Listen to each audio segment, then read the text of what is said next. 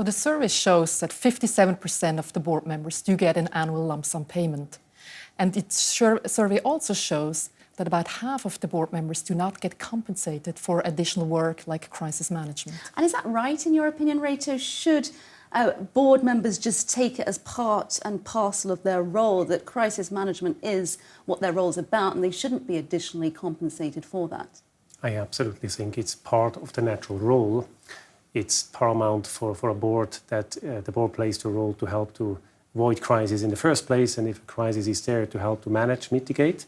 So it's part of the job description, which in my view doesn't merit extra compensation. And yet it could be that one year they invest, say, 20 hours, and the next year perhaps 1,000 hours. I mean, you just never know. It depends really on what's happening that year within the firm.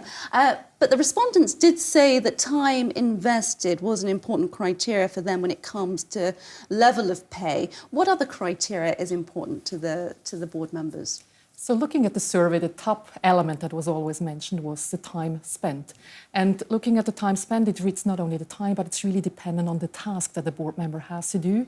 And just to add on what Reto said before, there might be exceptional circumstances, like, for instance, if a company active in Europe is acquiring something in the US, that then changes the amount of work, it changes the risks, it changes the responsibility of the company, changes the competences that are needed. So these are all elements which then play a role in the remuneration. Speaking about expertise and sort of niche skills that might help you get the position, it doesn't necessarily determine the end pay, though it just helps you get the role. Now, another overwhelming result was that 90% or over 90% of the board members actually think that pay among board members is fair.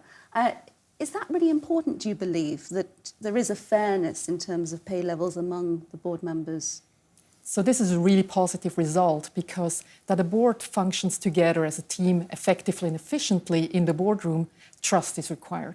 And both perceived fair pay and transparency really helps establish this trust. And society and regulations are anyway requiring more transparency in business every which way. And again, 90% of respondents said that really they're very happy to expose what they earn to shareholders. Are you surprised by that? I was positively surprised. I wouldn't have expected the numbers to be, and the support to be so strong. But I think it's the right thing to do, whether businesses like it or not nowadays. I think you need to respond to transparency requirements and demands from various stakeholder groups, including shareholders. So from my point of view, that's what we nowadays have to do.